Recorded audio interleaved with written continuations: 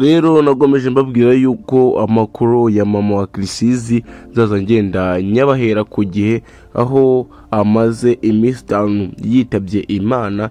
Rero ubu ngubu akaba azashingurwa kwa gatanu muri iki cyumweru, akaba ari bwo azashingurwa kabisa hariya i Rusororo.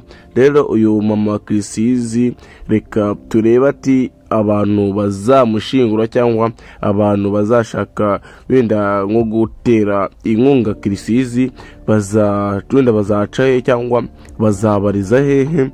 Rero tugiye tutatunyarukirana hariya muri gare Nyabugogo turebe iriya bisi, turebe ngo yishe abantu bangahe, turebe ngo byari bimeze bite, tugaruka tubaza ati abantu ati iyi bisi ni iki cyayiteye kugira ngo ibashe kuba yahitana bano bantu. Rero n'amakuru hagarutse amakuru avuga ati harimo n'abantu bagiye bitaba Imana ariko bakaba barabuze ba nyirabo. Rero reka tugaruke ku rupfu rwa mama wa Kirisizi aho abantu bagendaga bavuga hirya no hino, ariko ubona bicyabashimishije kuko bujya iyo mufite umuntu w'umusitari w'icyamamare akaramuka agize ibyago ibintu bigenda birushaho kuba bibi. Rero Kirisizi akomeza ijambo mama we yamubwiye n'ijambo papa we yamubwiye, akomeza rikomezanya kabisa vati aya magambo bambwiye mzagenderaho paka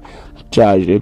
Rero abantu bakomeza kunkurikirana bagomeza kumva aya makuru ya mama wa Kirisizi, mwagarukira hano ngaha mugahita mukora subscribe mugafungura n'inzogera kabisa kugira ngo tujye dukurikirana 5 kuri 5 aya makuru, kuko uyu mubyeyi yari umuntu mwiza cyane.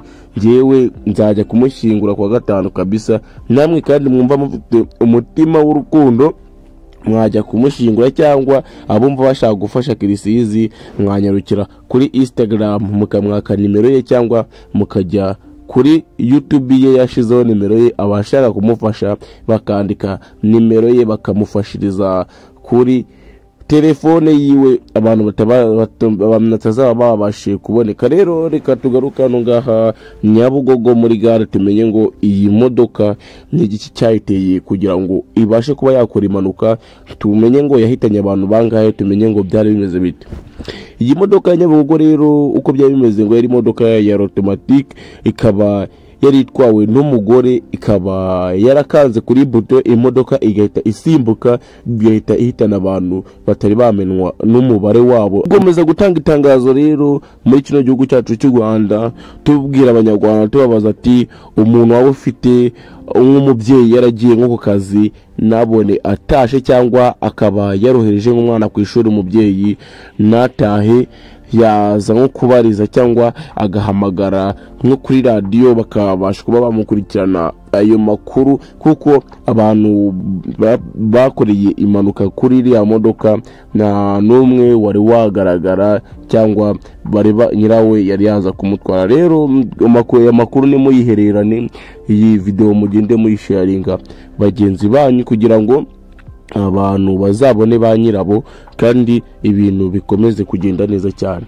Rero uyu mama Kirisizi gahunda ni y'urukundo, dukomeza gufasha Kirisizi. Ciao ciao, wite kora na subscribe aho hasi twikomere.